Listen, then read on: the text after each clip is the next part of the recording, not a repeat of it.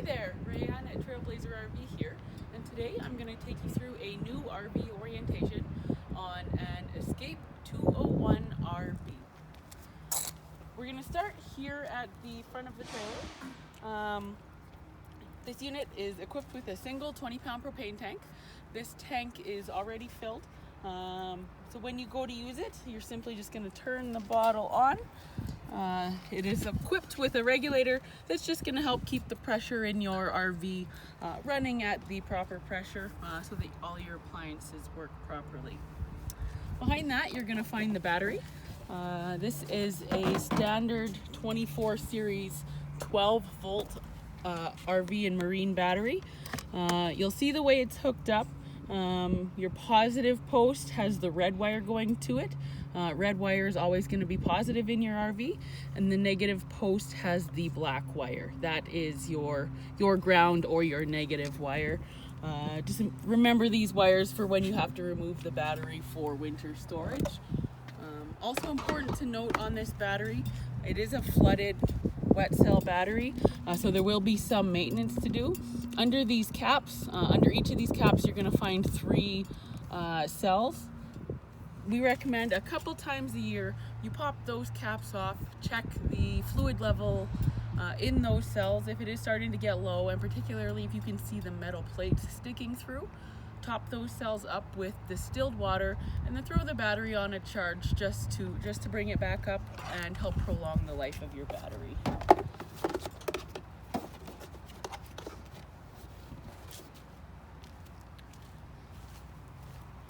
On the side of the unit, you're going to find your pass-through storage compartment. In that compartment, we've stored a couple things for you. The first is going to be the crank handle for your stabilizer jacks. Now these jacks, it's important to note, they are for stabilization only, not for lifting or leveling the trailer. If you need to level the trailer side to side, you can do so by putting blocks between or underneath the wheels on the low side of the trailer, and that's how you'll level side to side. Again, the jacks are only for stabilizing, not lifting. To run them down, you're just going to crank them with the handle just until they're snug with the ground. Don't need to tighten them too much, just enough that it's going to take the wiggle out of the trailer. And then when you're done, again, just remember to crank them all the way back.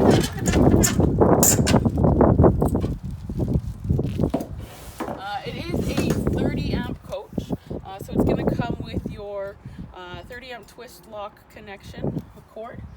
If you don't have 30 amp available at the site you're camping at, we have also supplied a 15 amp adapter so you can plug into a standard household outlet as well. At the running gear of the trailer, I'd just like to point out your tires are filled to 65 psi, so it's important to check the tire pressure occasionally, particularly before you head out on a long trip, just to make sure they're maintaining that 65 psi. Also of note at the running gear, you do need to repack the wheel bearings. The manufacturer recommends every 8 to 10,000 kilometers, so just a little maintenance point to keep in mind. You get the wheels retorqued, the lug nuts are torqued to 100 foot-pounds. Back here you are going to find your gate valves for your black and gray holding tanks. So down here you're going to find 2 valves. The larger valve with the black handle is for your black wastewater tank. The smaller valve with the gray handle is for your gray water or shower and sink water. When dumping the holding tanks, always make sure to pull the black valve first. Once that has finished dumping, close this valve and then open the gray valve. What that's going to do is allow the water from the gray holding tank to flush out any of the remaining debris that may be in the pipe or in your dump hose that's from the black tank. It's just going to make that cleanup a little bit less messy. We have supplied a sewer hose for you. It's stored in the bumper here. It's a 20-foot medium heavy duty hose. Some people do choose to upgrade, but what you have in there will at least be enough to get you started. This right here is your exterior access to your water heater. Now in here you're going to find a couple of things. First thing you're going to find down here is the plug for your water heater. Now that plug serves two functions. If you pull it out, what you're actually going to find is a sacrificial anode. It's a rod that's about this long, and what's going to happen is the minerals in the water are going to eat away at that sacrificial anode rod rather than erode the lining of your tank. That rod is just going to help preserve the life of your tank. A lot of people will pull that rod out and get concerned that it's starting to look pitted. That's nothing to be concerned about. It's just the anode rod doing its job. We recommend you replace it when that rod gets down to just the center steel pin in the middle. It's going to be about the thickness of the insert in a pen. Also of note in here, there is a reset button here. If the water heater happens to be fired without water in it, the reset button here on the right hand side is going to trip. This is a propane only water heater, so the left side is going to be empty. The right side will be the reset for the high limit on your propane side. Next to that, you are going to find the connection for your city water.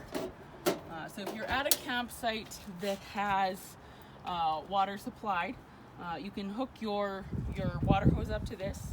We do recommend you always use a drinking water safe hose just to eliminate any of that rubber hose taste that you may get through the water. But also recommend that you use a water pressure regulator. The system in the RV is only rated for about 50 psi of water pressure, and you'll find that a lot of campgrounds, the pressure can be higher than that, particularly mountain campgrounds, golf courses, that sort of stuff that has a high volume of water flowing. So if you always make sure to use the water pressure regulator, you're going to keep the water system in your RV safe and eliminate leaks from being overpressured.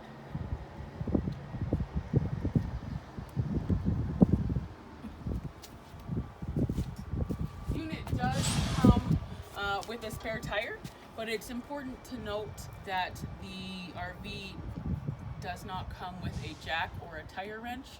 The jack for the tow vehicle should be enough to lift the trailer should you need it, but the wrench that comes with your tow vehicle may or may not fit the lug nuts on the tire. It's not a bad idea just to double check the size of those, and if they're not compatible, just to pick up a star wrench just so you have something in case you need it.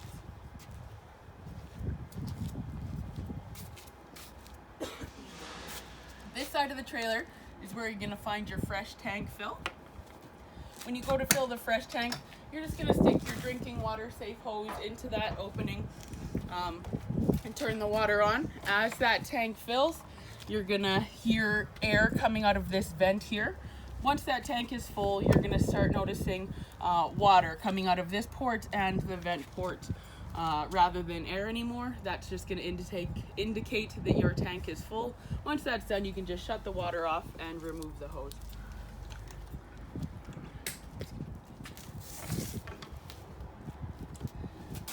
Take a quick look here. Right below that and behind this wheel is going to be your fresh tank drain. We've left it in the open position because we've left the tank empty. When you go to fill the tank, you're just going to turn it to the closed position, and that's going to allow you to keep water inside the tank. The other thing I like to point out on this side is this is the exhaust for your furnace vent, particularly where it's close to the door and under your awning on the camping side.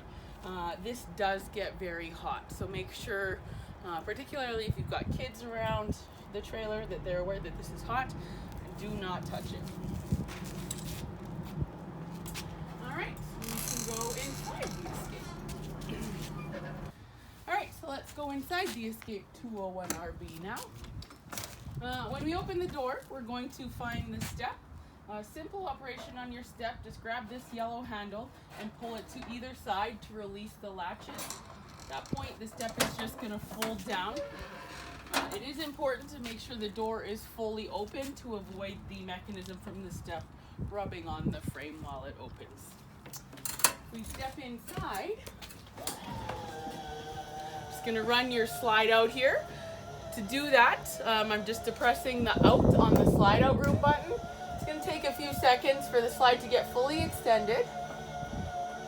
When you go to retract the slide, it's going to be the same thing, only you're going to push the button towards the in.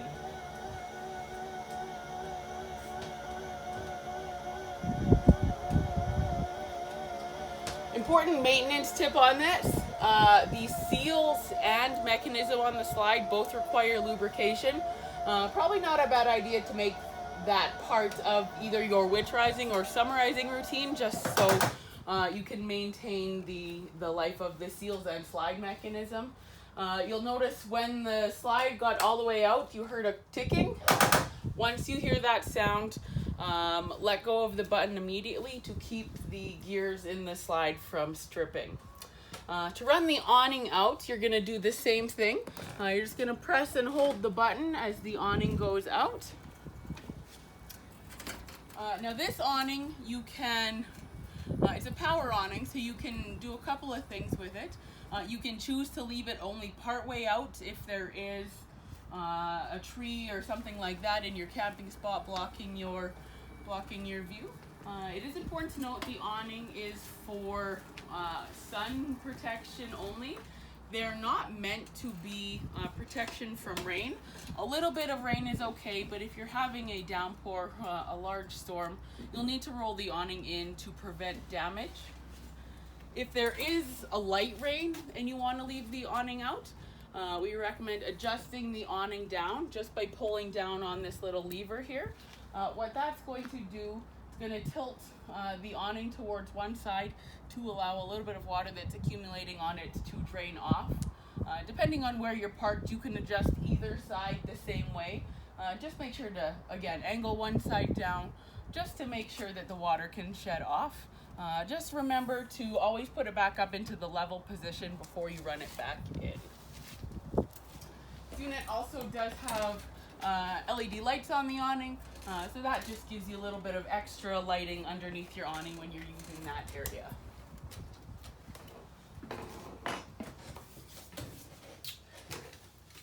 Alright, so now once you're inside the trailer and you're ready to use your stove, first thing to do is you're going to want to get your barbecue lighter started. You're going to turn the knob to the high, and that's going to light the burners. And then from there you can adjust the temperature to different levels depending on how warm you want the stove to run at. When you're done, just make sure to push the button in and turn it to the off to make sure the flow of propane stops to the stove. Below here, you're going to find the converter panel. So this is going to be the main power center for the RV. So you're going to notice your 15 amp fuses here, which are going to control the majority of the functions in the RV. Anything that runs off 12 volt will have a fuse. There's also two 40 amp fuses in here. It's not uncommon for a fuse to blow in an RV. So we recommend carrying a few spares with you. So in your RV, you'll need 15 and 40 amp fuses. Also in here, you're going to find the breakers for any of your 110 volts accessories. So your air conditioner, your microwave, your outlets, that sort of thing. All of the breakers are in there as well. Right next to that, you're going to find the propane carbon monoxide detector. What this detector is going to do is it will alert you if there's a carbon monoxide or propane situation in the RV.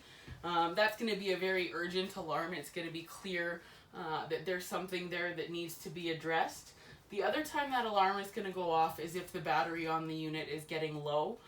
It gives off a slower beep alarm with the alarm sounding every 10-15 seconds, that sort of thing, just as a warning that the battery is getting low. This detector is wired directly into the circuit of the RV, so when you start getting that low battery warning, there is no way to shut off the detector other than to shut off the power to the rest of the RV.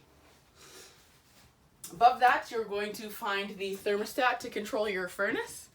When you want to use the furnace, you're just going to turn it up to whatever temperature you want to run it at. It's very warm in here today, so we'll crank her up all the way. When the thermostat senses that it's below the temperature the furnace wants, fan's going to kick in. It's going to run through a purge cycle for about 20 to 30 seconds. After that, we should hear it tick to ignite. There it went. The furnace ignited, so we now have warm air flowing out of the front of the furnace here. When you go to shut the furnace off, just make sure to move the lever all the way over and then push it until it clicks into the off position. That lever does not click. Your furnace is still going to be set just at the lowest temperature on the thermostat, so it can kick in if you're not wanting it to while the unit's in storage, that sort of thing. Right here we have the stereo. It is a 12-volt stereo, so it will work when you're not plugged in. I just like to point out on the stereo that there is inside and outside speakers on the unit. Just make sure that if you are enjoying the stereo inside, that the outside speakers are not, or both speakers are not selected, just the inside speakers are selected, so you're not disturbing your neighbors unnecessarily.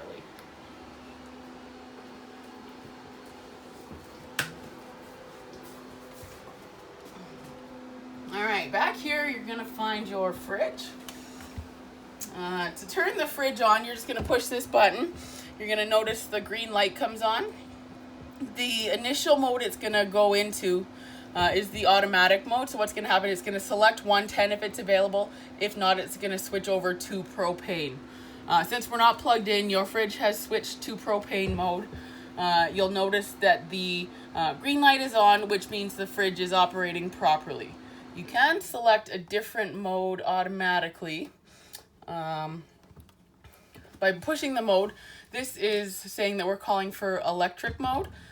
We aren't plugged in, so you'll notice that the red light has come on, indicating there's a fault or that the fridge is not running. But if we select it over to propane or automatic again, just give it a second to light, and it's going to come back on. There is also the option to adjust the temperature a little bit, anywhere from 1 to 5 snowflakes.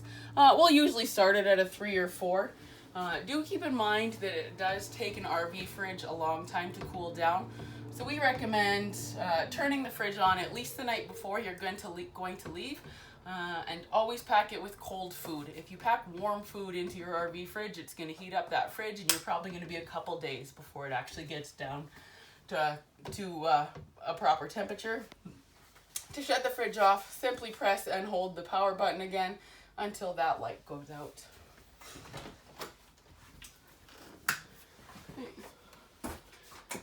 In the washroom, you are going to find your monitor panel.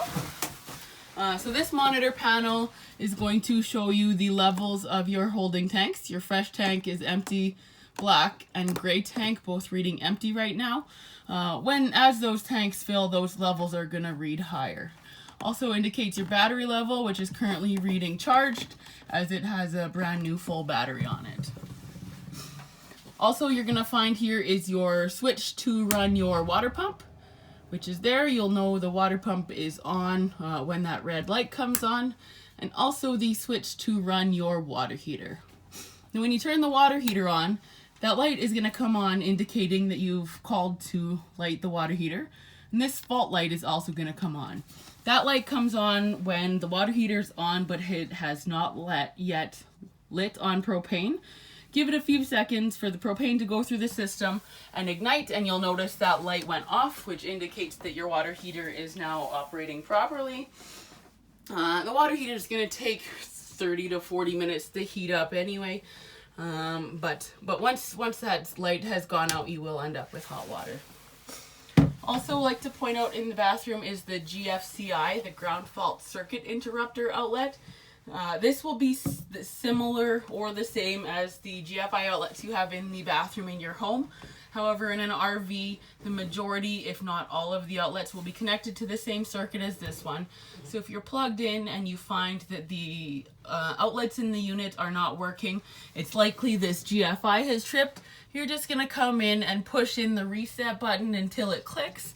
A light's going to come on the outlet, letting you know that it's working again, and your outlets should be working again. The other thing I like to point out in the washroom is at the toilet. It's important to make sure you're always using RV safe toilet paper as well as some sort of a holding tank chemical. The chemical is going to come in either a liquid, a powder, or a tablet form. Doesn't matter which one you use as long as you're using something. It's going to help break down the waste in the toilet as well as help with odor control. We recommend that after you have dumped the holding tank, you come into the unit, put a new charge of chemical into the toilet, and then depress the foot pedal halfway down. What pushing it halfway down is going to do is allow the toilet bowl to fill with water. Once there's enough water in there to activate the chemical, just go ahead and flush the toilet completely. That's going to recharge the chemical in the toilet, and you should be good to go for the next time you go camping. Last thing to point out in the RV is the air conditioning here.